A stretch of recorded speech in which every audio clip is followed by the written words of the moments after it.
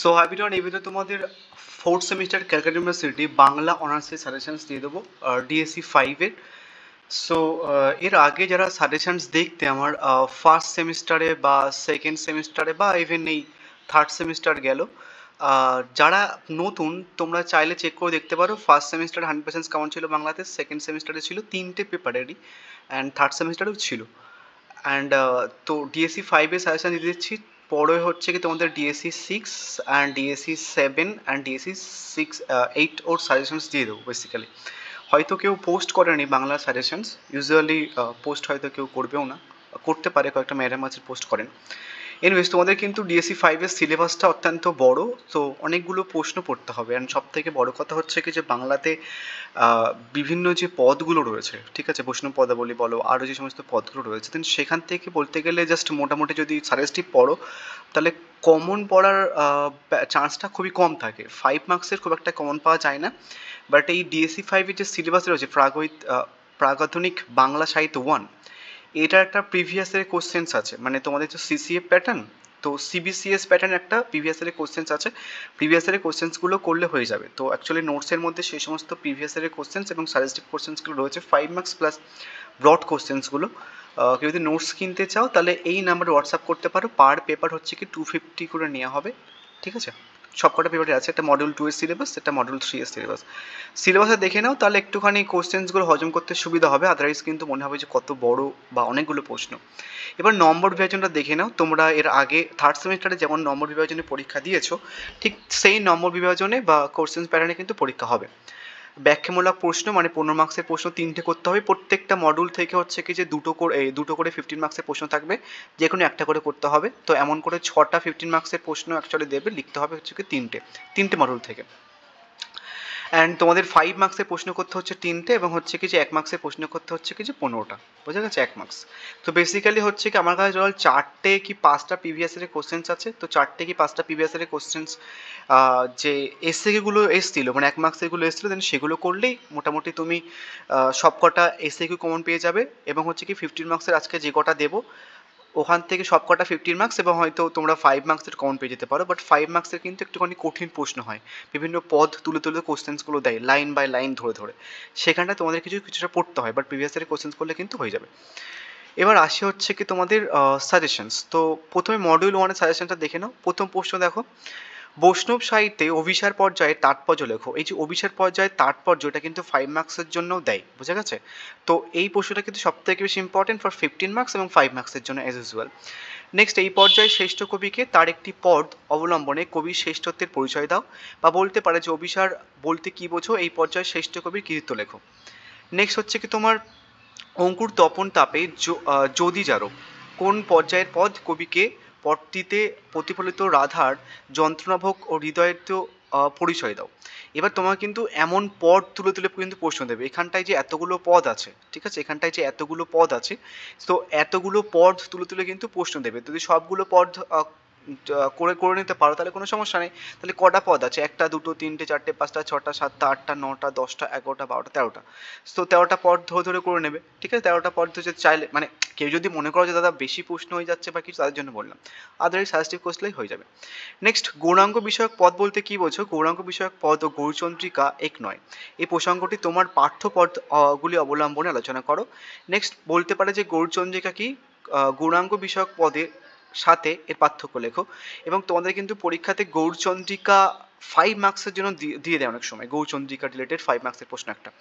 Next, একালের কাব্য পাঠকের কাছে, এটা একটা একালব্য মেবি, একালের কাব্য পাঠকের কাছে বৈষ্ণব পদাবলী তার ধর্মতর্থের জন্য নয়, কাব্যগুণেই বেশি আকর্ষণীয়, এই বিষয়ে তোমার মতামত দাও। নেক্সট, মাথুর বলতে কি বোঝো, এই পর্যায়ে শ্রেষ্ঠ পদকর্তার নাম কি, পার্থপদের বিশ্লেষণ সূত্রে তার শ্রেষ্ঠত্বের কারণ নির্দেশ করো, বা বলতে পারো যে মাথুর কি, এর আধ্যাত্মিক তাৎপর্য শ্রেষ্ঠ কবির কৃতিত্ব লেখো, বা 5 মার্কস জন দিতে পারে যে বৈষ্ণব পদাবলীর মাথুর। নেক্সট হচ্ছে কি তোমার ঘরের বাইরে দণ্ডে শতবার তিলে তিলে আইসে যায়, এটি কোন পর্যায়ের পদ, রচয়িতাকে এই পর্যায়ের বৈশিষ্ট্য কিভাবে পদটির মধ্যে প্রকাশিত হয়েছে তা উক্তটি আলোচনা করো। নেক্সট, পূর্বরাগ কি, এই এর গুরুত্ব পর্যায়ের শ্রেষ্ঠ কবির কৃতিত্ব আলোচনা করো। পদ্মাবলী সাহিত্যে পূর্বরাগের আধ্যাত্মিক তাৎপর্য লেখো। বৈষ্ণব সাহিত্যে পঞ্চরসের গুরুত্ব বিচার করো। বৈষ্ণব সাহিত্যে বাল্যলীলা পর্যায়ের এর আলোচনা ও শ্রেষ্ঠ কবি কীর্তি লেখো। বেসিক্যালি তোমাদের সাজেশনস আমি 6 নম্বর প্রশ্ন অবধি রেখেছি মডিউল 1 থেকে, ঠিক আছে?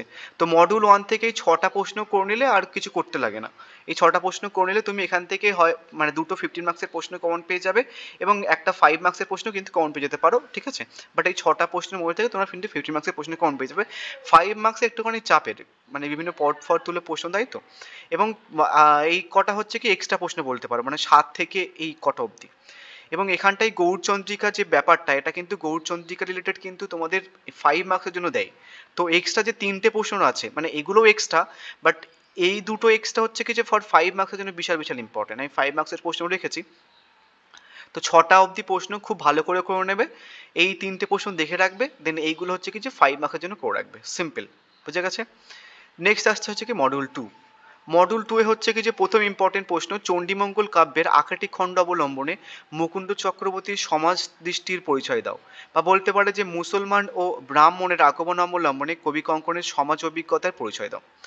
নেক্সট, চণ্ডীমঙ্গল কাব্যে ভারতদত্ত চরিত্রটি মুকুন্দ চক্রবর্তীর সৃষ্ট সবচেয়ে বাস্তব চরিত্র আলোচনা করো। নেক্সট, মুরারশীল চরিত্রটি নির্মাণে কবি মুকুন্দের দক্ষতা সম্পর্কে আলোচনা করো। নেক্সট, কালকেতু ভোজন এবং চণ্ডীর নিকটে পশুগণনের লাখ নিবেদন শীর্ষক অবলম্বনে হাস্যরস সৃষ্টিতে কবি মুকুন্দের কীর্তি আলোচনা করো। বা বলতে পারে কালকেতু ভোজন অবলম্বনে কবি কঙ্কনের কৌতুরস। নেক্সট হচ্ছে কি তোমার কবি মুকুন্দের প্রতিভায় শ্রেষ্ঠ উপন্যাস রচয়িতার রসদৃষ্টি ছিল। মুকুন্দ চক্রবর্তীর চণ্ডীমঙ্গল কাব্যের পাঠ্য অংশ অবলম্বনে মন্তব্যটির গ্রহণযোগ্যতা বিচার করো। বা বলতে পারো যে পুরানো কবিদের মধ্যে মুকুন্দ রচনায় শ্রেষ্ঠ উপন্যাসের রসদৃষ্টি রয়েছে, রসদৃষ্টি রয়েছে। নেক্সট হচ্ছে কি মধ্যযুগের বাংলা সাহিত্যে কালকেতু একটি উজ্জ্বল মানব চরিত্র, মানে কালকেতু চরিত্র আমাকে করতে হবে। কালকেতু ভোজন অবলম্বনে মুকুন্দ চক্রবর্তী কৌতুক প্রিয়তা, এটাও কিন্তু ঘুরে দিতে পারে। বা চণ্ডীমঙ্গল কাব্যে কালকেতু চরিত্রটি বিশ্লেষণ করো। তো প্রশ্নগুলো খাতা লিখে নেবে যারা লিখছো। নেক্সট 7 নম্বর প্রশ্ন, দুঃখদায়িত্বের চিত্র অঙ্কনে অসাধারণ দক্ষতা সত্ত্বেও দুঃখবাদ নয়, জীবন রসের উপভোগী তার স্বভাব ধর্ম। কবি কঙ্কন চণ্ডীর পাঠ্য অংশ মনে রেখে মন্তব্যটির তাৎপর্য বিশ্লেষণ করো। কবি কঙ্কন মুকুন্দ চক্রবর্তীর দুঃখবাদী কবি নন আলোচনা করো। তো বেসিক্যালি এখান থেকে 7টা প্রশ্ন দিয়েছি, অ্যান্ড মডিউল 1 থেকে 6টা প্রশ্ন দিয়েছে, এখান থেকে 7টা প্রশ্ন দিয়েছে। তো 7টা প্রশ্ন থেকে মাস্ট, মানে তুমি এখান থেকে একটা 100% শিওর কমন পেয়ে যাবে। অ্যান্ড একটুখানি ফ্রেন্ড সার্কেলে মানে মোটামুটি মানে শেয়ার করে দিই, আদারওয়াইজ ভিডিও পোস্ট করতে ইচ্ছা করে না। বাংলা বেসিক্যালি দেখেন, আমার মনে হয় যে কোনো স্টুডেন্ট দেখে না। নেক্সট, এক্সট্রা প্রশ্নগুলো বেসিক্যালি তোমাদের 5 মার্কসের জন্য ইম্পর্টেন্ট, মানে ধরো ফুলওরাই বার্মাস্য বর্ণনায় কবি কঙ্কনের সমাজবোধের পরিচয় দাও, বা চণ্ডীমঙ্গল কাব্যে ফুলওরাই চরিত্রটি বিশ্লেষণ করো, বা এটা কিন্তু 5 মার্কসের জন্য অনেকবার এসছে প্রিভিয়াস ইয়ারে, ঠিক আছে? তো 5 মার্কসের জন্য এগুলো কিন্তু দেখে রাখবে বেসিক্যালি। নেক্সট, এবার মডিউল 3। মডিউল 3 থেকে আমি বেশি প্রশ্ন রাখিনি।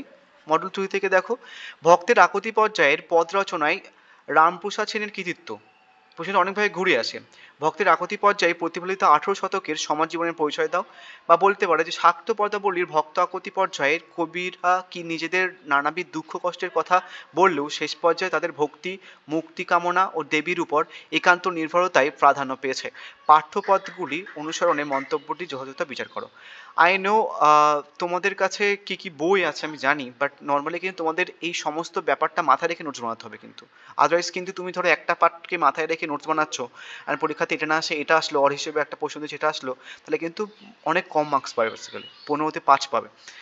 তোমাদের পাঠ্য কবি কমলাকান্ত ভট্টাচার্যের যে কোনো দুটি পদ অবলম্বনে শাক্ত কবি হিসেবে তাদের প্রতিভার মূল্যায়ন করো। বা বলতে পারো যে তোমাদের পাঠ্য পদগুলি অবলম্বনে কমলাকান্তের কবি প্রতিভার পরিচয় দাও, বা টিকা লেখো সাধ্য কবি কমলাকান্ত। এটা কিন্তু 5 মার্কসের জন্য দেয়, বাকি দুটো প্রশ্ন কিন্তু 50 মার্কসের জন্য দেয়। তো শাক্ত কবিরা ছিলেন মাঠদ্বয়ের সুনিপুণ শিল্পী। তোমাদের পাঠ্য আগমনী বিজয়া পর্যায়ের যে কোনো দুটি পদ অবলম্বনে উক্তিতে যথাযথ বিচার করো। শাক্ত কবি মাত্রই ভক্ত, এই মন্তব্যটি যথাযথ বিচার করো। বা বলতে পারে আগমনী ও বিজয়ের পদে মানবিক আবেদন আলোচনা করো। নেক্সট, শাক্ত পদাবলীর সর্বত্র মাধুর্য ঐশ্বর্য ভাবের একাত্মতা আলোচনা করো। শাক্ত পদাবলীর বাল্যলীলা সম্পর্কে আলোচনা করো। শাক্ত পদাবলীর বাল্যরসের শ্রেষ্ঠত্ব। অ্যাকচুয়ালি এখান থেকে মডিউল 3 থেকে 3টে মোস্ট ইম্পর্টেন্ট প্রশ্ন, এখান থেকে এই 3টে থেকে তুমি একটা 15 মার্কসের প্রশ্ন কমন পেয়ে যাবে, অ্যান্ড 5 মার্কসের জন্য এটা ইম্পর্টেন্ট। এবার কিছু 5 মার্কসের জন্য রেখেছি 3টে মডিউল থেকেই মোটামুটি 5 মার্কসের প্রশ্ন আসার চান্স খুবই কম। তুমি যদি 4টে প্রিভিয়াস ইয়ারের কোশ্চেন সমস্ত 5 মার্কসের করে নাও তাহলে কিন্তু হয়ে যায় বেসিক্যালি। অ্যান্ড আমি সেই প্রিভিয়াস ইয়ার থেকে কয়েকটা প্রশ্ন রেখেছি যেগুলো সমস্ত ইম্পর্টেন্ট, বাট নোটসের মধ্যে সমস্ত প্রিভিয়াস ইয়ারের সলিউশনস পেয়ে যাবে। প্রথম হচ্ছে কি, রূপানুরাগের পদে জ্ঞানরাশির কিছু আলোচনা করো। শাক্ত পদ্মাবলীতে কিভাবে মেনকার উৎকণ্ঠতার মধ্যে বাঙালির মায়ের হৃদয়টি ধরা পড়েছে তা আলোচনা দেখাও। গিরিরানী এই নাও তোমার উমারে, পদটি গিরিরাজ যতটা না পিতা তার চেয়ে বড় ভক্ত, আলোচনা করো মেনকার চরিত্রটা। নেক্সট, কি মোহিনী যেমন বধূ কি মোহিনী যান, অবলার প্রাণ নিতে নাহি তোমা যেন, কোন রসপর্যায়ের অন্তর্গত পদকর্তাকে পাঠ্যাংশটির মর্মার্থ কি? আমানি খাবার গর্ত দেখো বিদ্যমান ভক্তকে, কোন প্রসঙ্গে কে কাকে কথাটা বলেছে, এই কথা বলার উদ্দেশ্য কি ছিল? সোনারূপা নহে বাপা বাপা এ বেঙ্গা বিতল ঘবিয়া মাজিয়া বাপু করচ্ছ উজ্জ্বল, কে কাকে কথাটা বলেছে, বক্তব্যটির পিছনে বক্তার উদ্দেশ্য কি ছিল? আমি কি দুয়ারে ডরাই, কোন পর্যায়ের পদকর্তাকে তার বক্তব্যের পিছনে মনস্তত্ত্বটি বুঝিয়ে দাও। সো মোটামুটি তোমরা এই যে কটা প্রশ্ন দিয়েছি এই কটাও যদি করে নাও তাহলে তোমাদের 3টে 15 মার্কসের প্রশ্ন করতে হবে, 3টে 5 মার্কসের প্রশ্ন করতে হবে। তো এই টোটাল হচ্ছে কি 3 আর 3 6টা প্রশ্ন এখান থেকে কমন পেয়ে যাবে যদি প্রশ্ন মোটামুটি একটুখানি করে। বাট 15 মার্কসের তোমরা মাস্ট কমন পেয়ে যাবে, মানে 100% কমন পেয়ে যাবে। 5 মার্কসের জন্য একটুখানি সমস্যা, বাট 3টের মধ্যে 2টো হামেশাই কমন পেয়ে যাবে যদি এইগুলো করে যাও। অ্যান্ড বাদ বাকি একটার জন্য একটুখানি খাটতে হবে, অ্যাকচুয়ালি প্রিভিয়াসের কোশ্চেনগুলো করতে হবে। So thank you. অ্যান্ড কেউ যদি নোটস কিনতে চাও তাহলে এই নাম্বারে হোয়াটসঅ্যাপ করতে পারো। কোথায়? এই নাম্বারে। So thank you.